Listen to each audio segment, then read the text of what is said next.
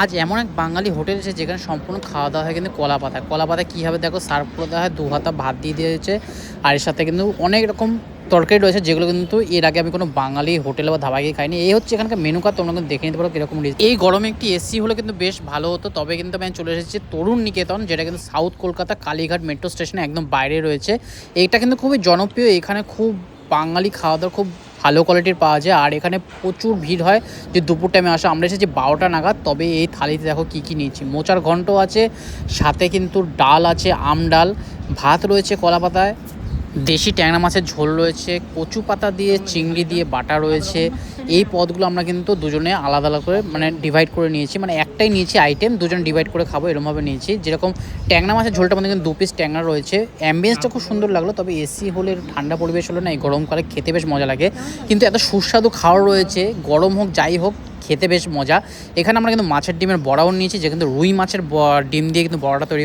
আমি এটা এখন যেটা খাচ্ছি সেটা হচ্ছে কচু পাতা চিংড়ি দিয়ে বাটা। এটা কিন্তু আমি মিত্র ক্যাফেতেও খেয়েছিলাম, কিন্তু মিত্র ক্যাফেটির টেস্টটা আমার আরও বেশি ভালো লেগেছিলো। এখানকার টেস্টটাও আলাদা রকম, কিন্তু এখানে আরেকটু বেটার হলে ভালো হতো। এখানে টক টক ভাব রয়েছে, কিন্তু আমার যেটা খেয়েছিলাম মিত্র ক্যাফেতে ওটা কিন্তু আমার ভীষণ ভালো লেগেছিলো। যাই হোক, অ্যাম্বিয়েন্স অনুযায়ী আর সাউথ কলকাতা অনুযায়ী কিন্তু খাওয়া দাওয়ার কোয়ালিটি বেশ ভালো। অনেকদিন ধরে কিন্তু নর্থ কলকাতায় অনেক খাওয়া দাওয়া করেছি, তাই জন্য আজ চলে সাউথ কলকাতায়। এরকম কলা পাতার মধ্যে এত সুন্দরভাবে পরিবেশন দারুণ লাগলো। এটা হচ্ছে আমডাল রয়েছে, যেটা কিন্তু কালো সর্ষে ফোড়ন দিয়ে বানিয়েছে। আমডোলটা সত্যি কথা বলতে দারুণ ছিল। এর সাথে একটু আলু ভাজা হলে হয়তো ভালো হতো, কিন্তু আমরা নিচ্ছি মাছের ডিমের বড়া, যেটা কিন্তু বড় সাইজে, এত বড় সাইজে রয়েছে মাছের ডিমের বড়া। এটা কিন্তু 30 টাকা থেকে 40 টাকার মধ্যে পাওয়া যায়। কিন্তু মাছের ডিমের বড়া দিয়ে যে ঝোলটা হয় না, ওইটা আমার বেশি ভালো লাগে খেতে। তবে ডালের সাথে বেশ ভালো লাগছিলো। আম ডাল দিয়ে গরমকালে খেলে কিন্তু পেটটা ঠান্ডা থাকে, সেই জন্য বেশ ভালো লাগলো। এখানে বসে খেলাম। তবে এখন 12টা বাজে, সেই জন্য কিন্তু ভিড়টা একটু কম রয়েছে। দুপুর 2টো যদি বাজে বা অফিস টাইমে যেটা হয়, এখানে তো দেশপ্রিয় পার্ক রয়েছে সামনে, এখানে প্রচুর লোক কিন্তু আসে দুপুরবেলা খাওয়া দাওয়া করতে। খুবই জনপ্রিয় একটা দোকান।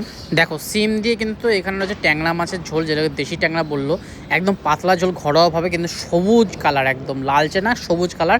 ট্যাংরা মাছের সাইজটা দেখে না, একদম ডিম রয়েছে ট্যাংরা মাছের, দেখলেই বোঝা যাচ্ছে। এই 2 পিস ট্যাংরা মাছ নিচ্ছে 200 টাকা।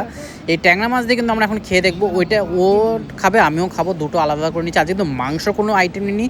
একজন আমাকে বলেছিল একটু মাছ খাবো, মাছ খেয়ে দেখাতে, সেজন্য আজ মাছই নিলাম। আজ ট্যাংরা মাছই নিলাম। ট্যাংরা মাছটা বেশ সুন্দর বানিয়েছে, পাতলা করে ঘরোয়ার মতো, বাড়ির মতো করে ঝোল বানিয়ে। আমি সাউথ কলকাতায় গিয়ে আরও কিছু রেস্টুরেন্টে খাওয়া তুলে ধরবো আর তোমাদের সাথে শেয়ার করব।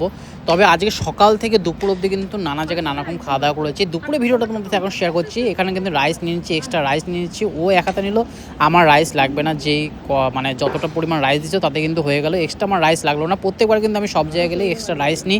এবার আমার এক্সট্রা রাইস লাগলো না, কারণ পরিমাণটা যথেষ্ট ভালো ছিল আর রাইসের কোয়ালিটিও খুব সুন্দর ছিল। সাউথ কলকাতার মধ্যে কিন্তু এটা খুব জনপ্রিয় আর সবচেয়ে পুরানো একটা হোটেল। এখানে কিন্তু পাইস হোটেল। এটা কিন্তু সমস্ত রকম বাঙালি খাওয়া দাওয়ার পাওয়া যায়। নিরামিষ খাওয়ার কিন্তু প্রিয় নিরামিষ হয়, তার মধ্যে কোনো রসুন পেঁয়াজের ছোঁয়া থাকে না। যাই হোক, এই তরুণ নিকেতনটা কোথায় আছে আমি তোমাদেরকে বলে দিচ্ছি। এটা হচ্ছে কালীঘাট মেট্রোতে 5 নম্বর গেট দিয়ে তোমরা যে বাইরে বেরো, তার উল্টো দিকে তোমরা দেখতে পারবে কিন্তু তরুণ নিকেতন, এই পাইস হোটেলটা। আমার বেশ ভালো লাগলো এখানে খাওয়া দাওয়া। একটু দামটা একটু আমার বেশি লাগলো।